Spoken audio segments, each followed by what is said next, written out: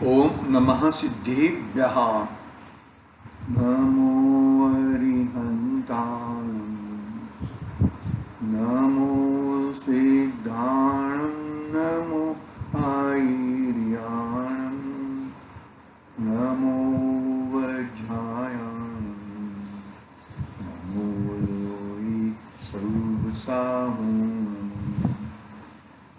मंगलम भगवान वीरो, मंगलम गौतमो गणि, मंगलम कुंद कुंदार्यो, जयमोस्तु मंगलम।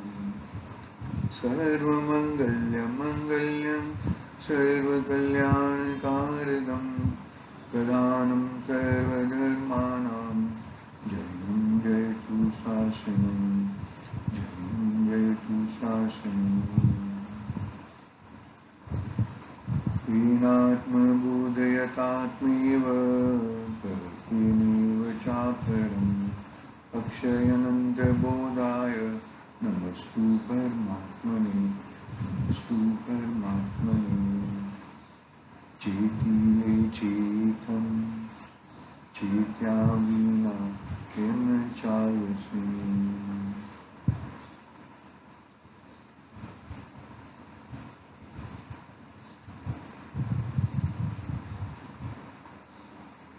समाधि तंत्र पूज्यपाद स्वामी का ये महान ग्रंथ अपने सामने विराजमान है। कल तक अपनी 82 नंबर के श्लोक के ऊपर चर्चा हुई थी। वो कलश भी याद किया था समयसार ग्रंथाधिराज का। 136 नंबर के कलश में ज्ञान और वैराग्य दोनों साथ में ही रहते हैं। यदि ज्ञान है और वैराग्य नहीं है तो वो ज्ञान सूक्ष्म ज्ञान हो जाता है, और वैराग्य है और ज्ञान नहीं है तो वो कषाय का स्थान पाता है। इस तरह की बात यहाँ पर 136 नंबर के श्लोक के माध्यम से हमने समयसार ग्रंथाधिराज का 83 नंबर का श्लोक हमें पढ़ना है। पढ़ते हैं हम यहाँ से। देखो पहले उत्थानी का पढ़ते हैं। जैसे परम उदासीन अवस्था में, परम उदासीन ऐसा मुंह टेढ़ा करके नहीं, अंदर में आनंद। उदासीनता यानी कि अंदर में आनंद, मेरे स्वरूप में ही रहना, मुझे बाहर नहीं निकलना, मैं मेरे घर में ही रहूंगा, मेरे घर के अंदर सब कुछ है, ऐसी उदासीनता। ऐसा मुंह लटका के बैठ जाना, उसकी नाम उदासीनता नहीं है, वो तो कषाय का स्वरूप है एक, समझ लेना। तो ये उदासीनता, परम उदासीन अवस्था में स्वपर का विकल्प त्यागने योग्य है। अरे बाप रे, स्वपर का विकल्प त्यागने योग्य है। अरे मैं आत्मा हूं और ये छोड़ के मैं चैतन्य धातु हूं, मैं चैतन्य देव हूं और ये सब पर है, ये विकल्प भी। क्या बात करते हो? अरे निर्विकल्प दशा, सब विकल्प से निर्विकल्प की दशा की ओर। स्व पर का विकल्प त्यागने योग्य है, वैसे ही व्रत का विकल्प भी त्यागने योग्य है। उदाहरण दिया, विकल्प व्रत आदि को त्यागने के लिए स्वपर का विकल्प को त्यागना उदाहरण दिया। क्या बात करते हो? कैसा उदाहरण और कैसा सिद्धांत? सिद्धांत है वो उदाहरण है, वो सिद्धांत लग रहा है, और सिद्धांत है वो उदाहरण लगता है। पहले क्या हुआ देखो, उदासीन अवस्था में स्वपर का विकल्प त्यागने योग्य है वो क्या हुआ? वैसे ही व्रत का वो उदाहरण हो गया, और सिद्धांत अभी आ रहा है। सिद्धांत क्या? व्रत का विकल्प भी, मतलब कितनी उत्कृष्ट अवस्था होगी।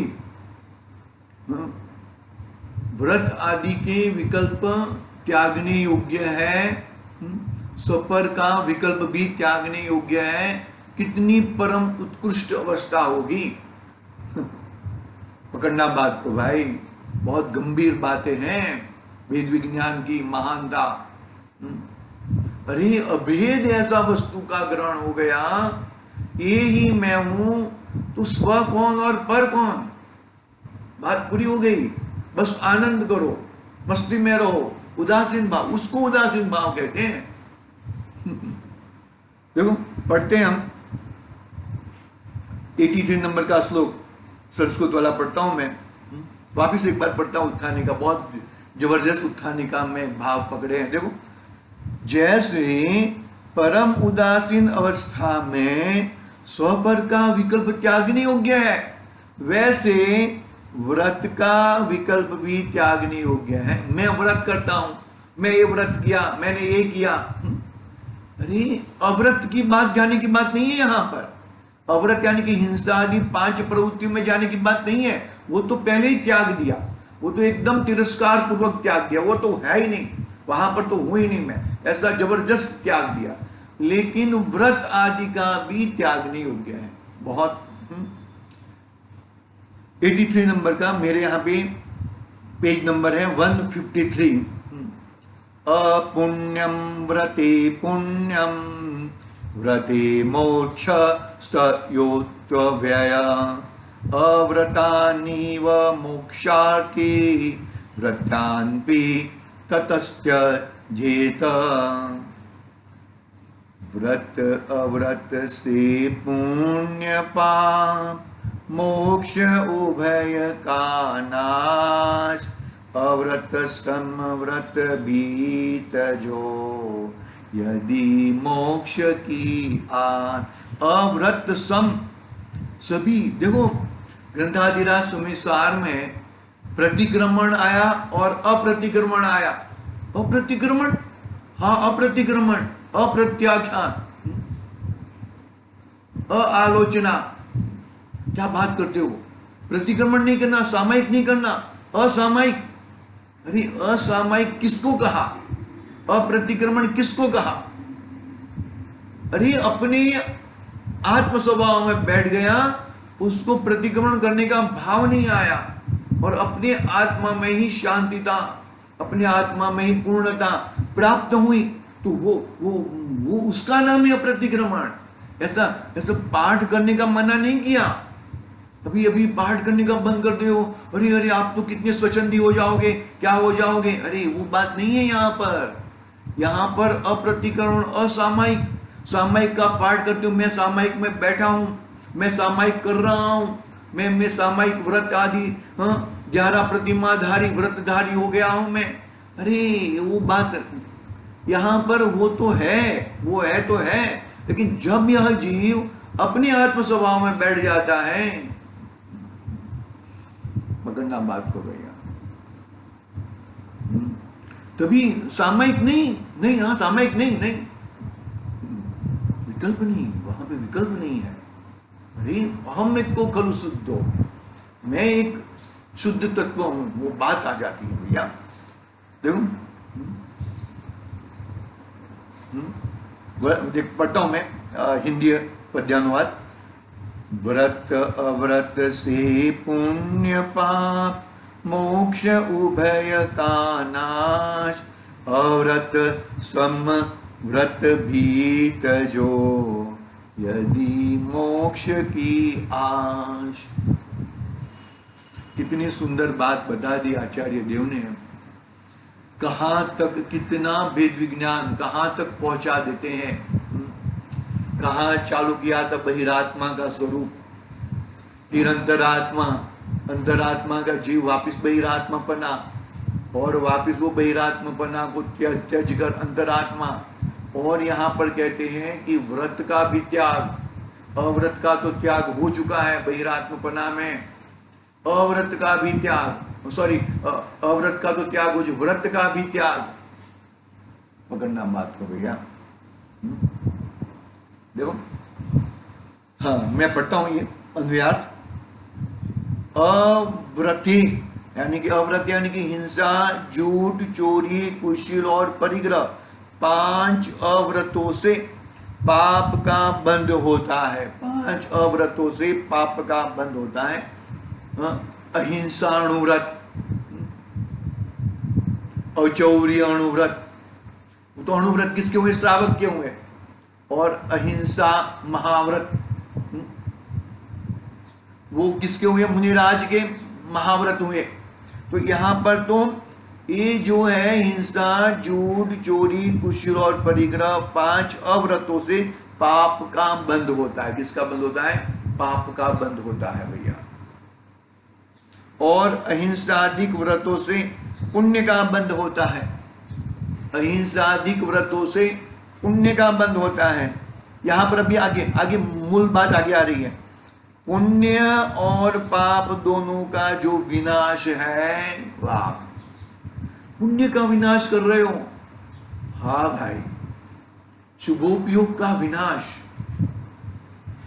शुद्धोपयोग, पूर्व में शुभोपयोग होता है, ना नहीं है, लेकिन शुभोपयोग से शुद्धोपयोग होता है, वो बात नहीं है यहां पर।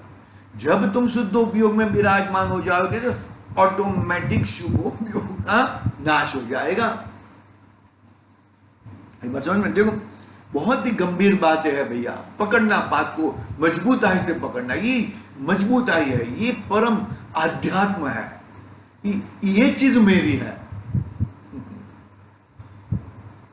अपनी बात, यहां पर अपनी बात आ रही है, मेरी बात आ रही है।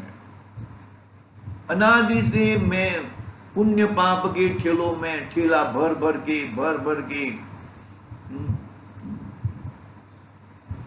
ना नहीं है। कब ना होती है? शुद्धोपयोग में। शुभोपयोग छोड़ के अशुभोपयोग में जाने की बात नहीं है, वो तो चौकड़ी है। लेकिन शुभोपयोग में ठहरना क्यों नहीं है? क्योंकि शुभोपयोग से शुद्धोपयोग की प्राप्ति होती नहीं है। अच्छी तरह से शांति से भव्यता पूर्वक करना भाई।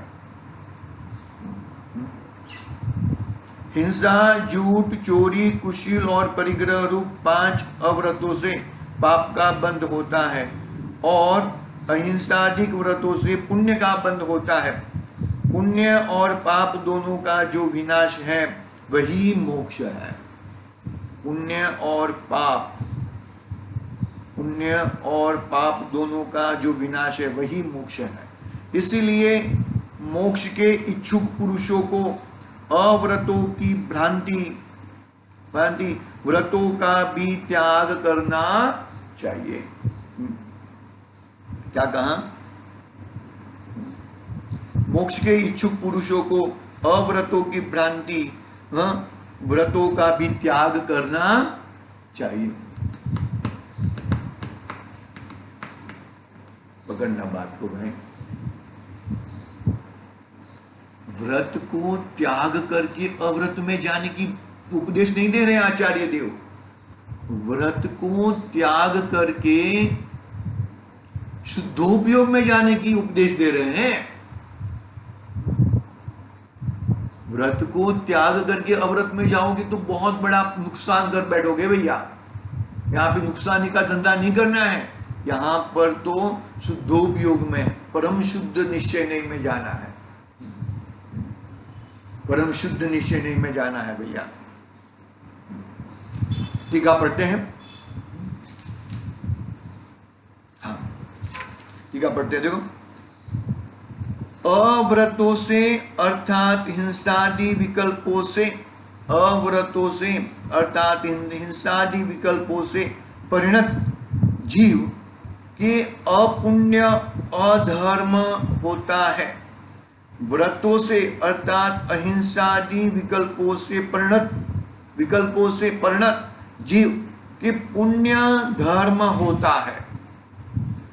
मोक्ष तो इन दोनों को अर्थात पुण्य और अपुण्य का वह अर्थात विनाश, वह मोक्ष है।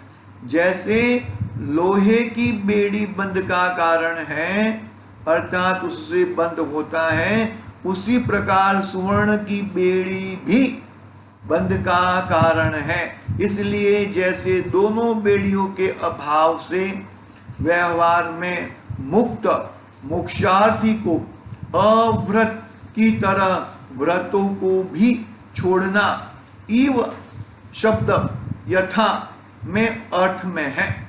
इव शब्द जो पढ़ा है ना, संस्कृत में ईव,